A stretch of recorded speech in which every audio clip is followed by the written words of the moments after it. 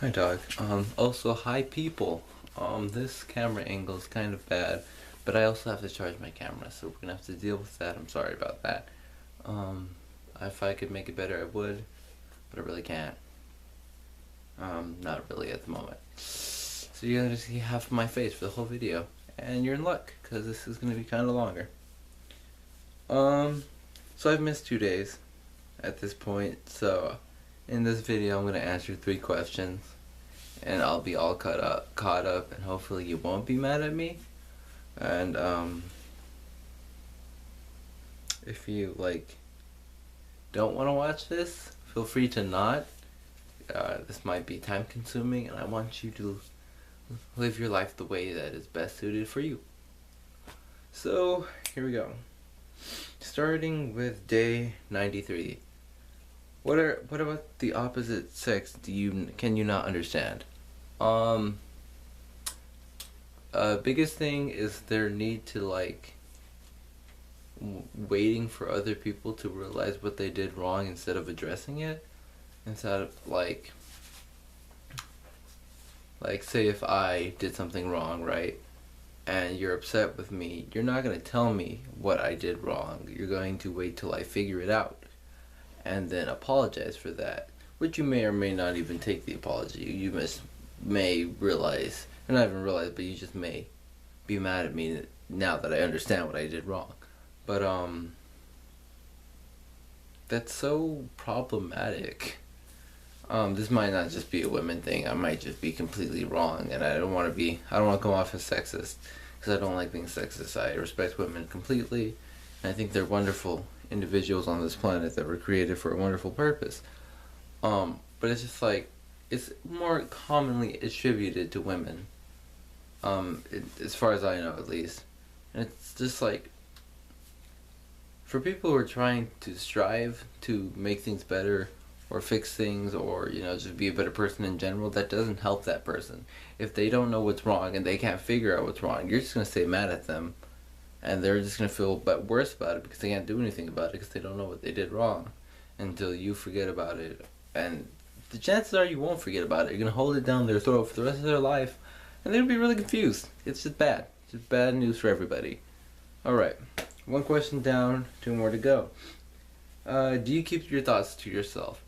For the most part, yes. I don't really like telling people about myself or how I feel about things, because I feel like my thoughts are pretty irrelevant for the most part, unless I'm trying to help somebody else. But things that regard me are kind of more superficial issues that I kind of just need to get over myself about.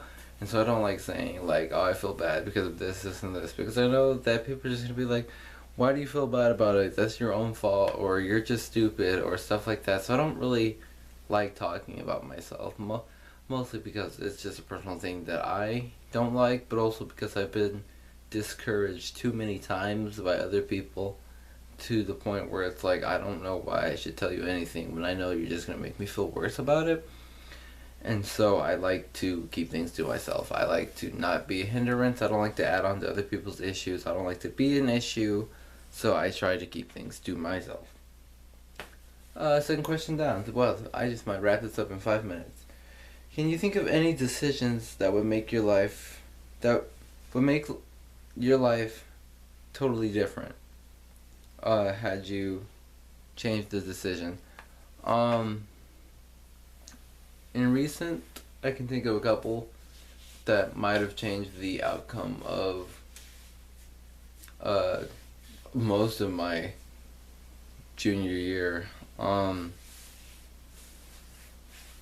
I can think of something that I can think of one thing sophomore year that would have changed whether or not I was friends with one person. I can think of a couple of things that that were small things, but ended up having a really huge effect.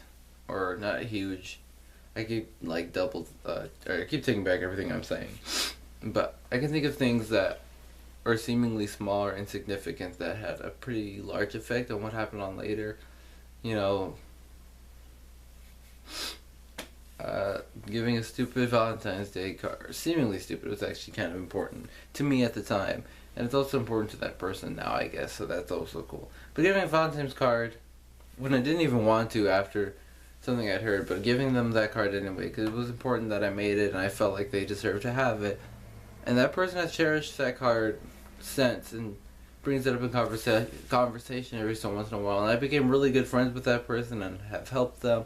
And so I feel really glad that I gave them that card. It wasn't like the significant thing that solidified our friendship, but it was one thing that was really, that maybe a representation of it, I guess. But definitely, I can say that there are a lot of decisions and things that happened that, had it played out differently, I would not be where I am today. And I can say solidly that I don't. I can't say solidly that I don't regret all of it, because for the most part, for the majority, I'm happy. I'm good. I'm satisfied. I'm okay. But there are things that I'm not okay with, that dishearten me. There are things that wish were different. But if I had to look at it as a whole, I guess this is an okay result from what's played out.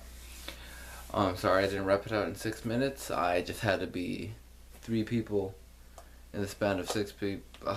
What the heck am I saying? I had to be 3 Johns in the span of 6 minutes. Act like each one of those Johns were different Johns answering different questions. Anyway, thank you for watching this video. If you like this video, please watch Daniel's last 3 answers, today's answer, and the answers from the previous 2 days. Thank you for not getting mad at me for not uploading this. Shame on you for not yelling at me for not uploading these. But it's like 12:10. So I'm gonna go do things that you would do at 12:10 in the morning. And I'll catch you guys later. Thank you everybody for watching. I'm John. See you later.